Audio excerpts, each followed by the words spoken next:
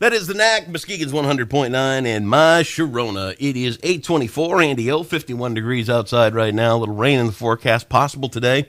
Wouldn't hold your breath on it, but the one thing you probably do want to plan on is some snow on Friday night. At least that's what they're saying right about now. Look who's making faces across from me. Oh, yuck. Really? Really? Come on. No snow. I'm new not ready. Mom, you got a new kid that's going to be out enjoying the snow for the first time, and you're over there still making faces about it. She will probably love it. Yeah? Yeah. Not you so much. No, I'll be drinking the cocoa. Kris Collee is here from the Kids Food Basket now you're with. That's where I'm at. You've got this incredible career going here in Muskegon. Let's start off talking a little bit about Kris and our history together. All right. I first meet Kris when she's working for the Child Abuse Council here in town. You are in as many civic activities as you can possibly be. Every time you turn around, they're pinning an award on you for something. You just got one big one, the Athena Award? Athena Award. What's that about? The Athena Award is really dedicated to women who excel in their career and give back to their community. And it's given by the Lakeshore Chamber of Commerce's.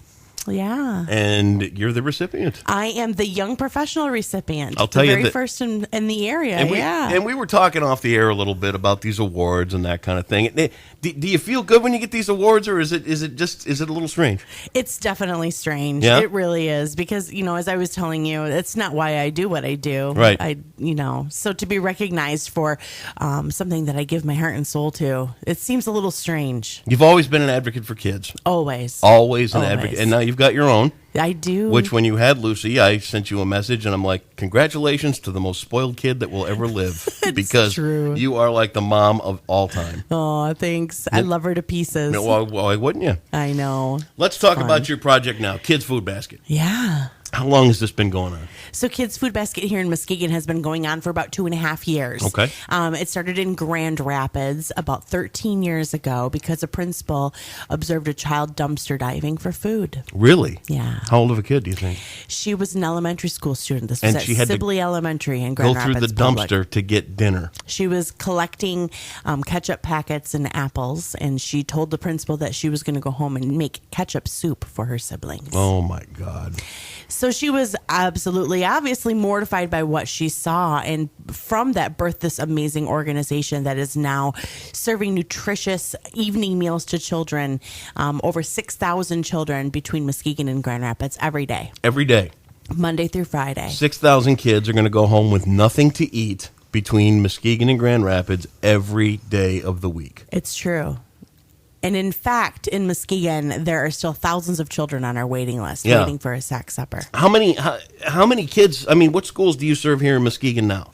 We're proudly serving Muskegon Heights. Okay. So we're serving the children at Dr. Martin Luther King Jr. Elementary School and Edgewood Elementary School. Okay. Because our focus is through grade 5 to ensure that they have the nutrition that they need in order to fuel that brain, as well as to help them pay attention in the classroom. They probably get breakfast at school. If they make it there on time. And they get lunch at school. That's right. And most of it is, some form of assistance that covers these programs. Is that correct? That's exactly right. And then they also go home and they've got nothing to eat when they get there. That's right. How many schools do you have on a waiting list to be a part of this? We have 20 more elementary schools on our waiting list in Muskegon County. No kidding. So we're only at the very beginning stages here in Muskegon of what we're doing. How is this program funded? How is it, how do people, first of all, where's the money come from right now? Yeah, it comes completely from our community. Yeah. We believe very strongly in being a community solution to a community problem. So every single penny that comes through our door goes directly towards our Sack Supper program. It only costs us about $1 a day to feed a child. Wow. So we are really, because we're able to glean food, the partnerships that we have, especially with Feeding America, but other local organizations like RW Bakery here in Muskegon that provide over 3 days worth of bread for us.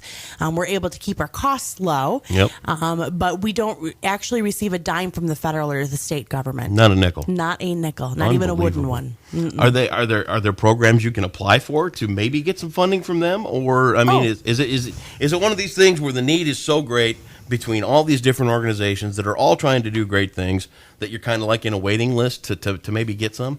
Well, we could choose to apply for funding, especially probably through the USDA. Yeah. If we added milk to our sack supper, they would pay us, almost $3 a sack supper if we did that.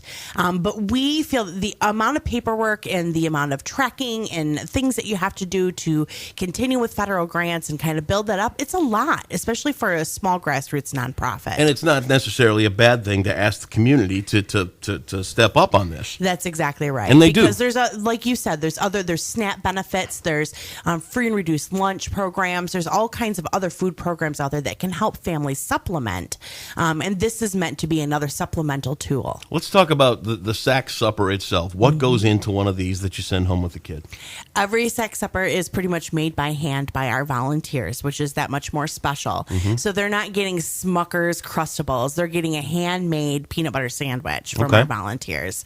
So there's always a sandwich. There's always a fresh fruit, fresh veggie, as well as a snack, because all kids like snacks. Yes, they do. But the snacks are more on the healthier side, like granola bars, trail mix, pudding cups, fruit cups, things like that. Good stuff. Good stuff. How many kids, I know you said this again, but bring it up again. How many do you send home every day? In Muskegon, we're serving 612 children. Every day? Every day. 612 kids go home without dinner. Every day. 1 in 3 children in Muskegon County suffer from childhood hunger, not having enough. When you consider Muskegon Heights in general, 98% of the children in Muskegon Heights qualify for free and reduced lunch. So that's the highest in the county. The need is extreme. When we were serving the children at Martin Luther King Junior Elementary School, we started there, our attack there. Then what was happening is those children were actually coming to the bus stop at Edgewood Elementary School. Or the kids, from Edgewood Elementary were going to the bus stop at King Elementary School.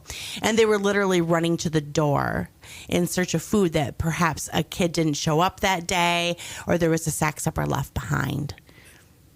This is like the stuff you see in movies. It is the stuff you see in movies. It's unbelievable.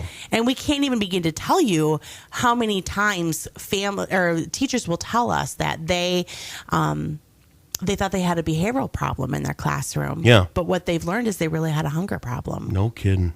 Yeah. I mean, I've got a wife that's a teacher, so we see some of that. And I've got a daughter that's a teacher as well. She's up in Montague now, so it's a little bit better. But she was teaching in Everett, which is, a little east of Big Rapids up that way. And the poverty problems there are unbelievable. And to think that they are right here in this community as well.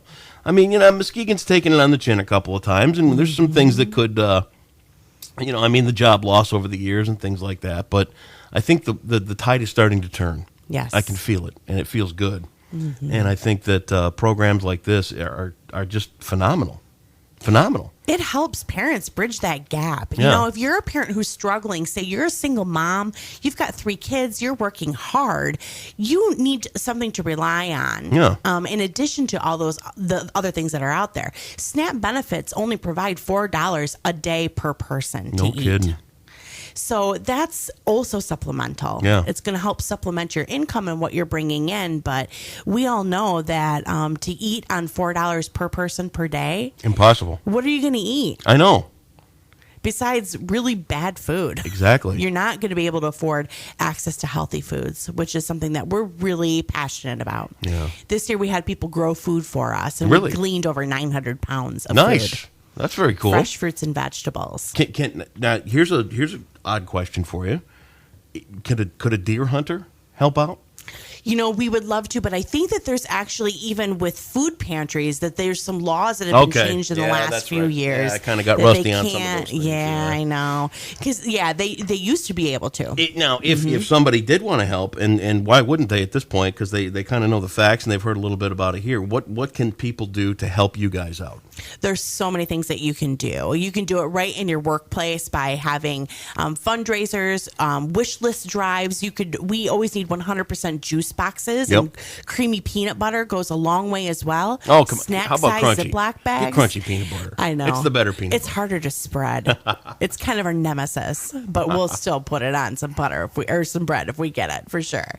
What else, though? Hosting fundraisers as well as wish list drives are a huge help. And we also have an opportunity for people to come and volunteer with us as groups or individuals for 1 hour a day, even once a month, once a week, whatever your time. Where is the Kids Food Basket located here in Muskegon? We're downtown at Central United Methodist Church, which is the great big Gothic revival church that shares the parking lot with the American Red Cross across from the Art Museum. Easy to find.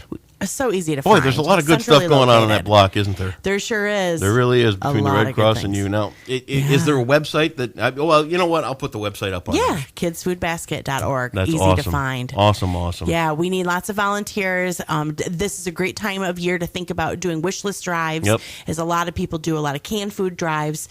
We have a wish list that's a little bit different, but can be found on our website. We have a lot of wealth of resources. Awesome. Kris Collee, good to see you. Good to see you. Thank you so much for coming in today and talking a little bit about Kids Food Basket. It's hard to believe that many kids go home to nothing in and around Muskegon County. It is, but you can be part of the solution. We'll keep the door open for you anytime you need to get in here. Thanks. Congratulations on this amazing venture. I think it's pretty cool, don't you? It's awesome. I'm so excited to be here. Thanks for coming in. Kris Collee, Kids Food Basket. You can learn more online at MuskegonRadio.com. It's Queen. It is 8:36, and you're tuned in to Muskegon's 100.9.